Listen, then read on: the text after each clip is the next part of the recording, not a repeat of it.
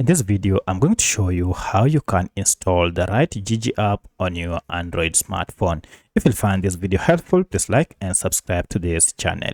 So if you want to get the right Jiji app, you need to go ahead and look for Play Store on your Android smartphone. So if you tap on Play Store here, go ahead and tap on search here using this search bar. If you can't see this search bar, then go ahead and identify the search bar down below here.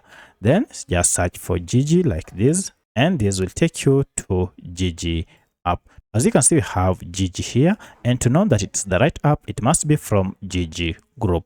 Now to get this app, currently this is the logo of this app, and at the time of recording this app has a star rating of 4.7 with over 54,000 reviews, and it has over 5 million downloads, and currently the file size is averagely 50 MBs. To get it, go ahead and tap on install, and this will go ahead and download the latest version of Jiji app and then install it on your smartphone.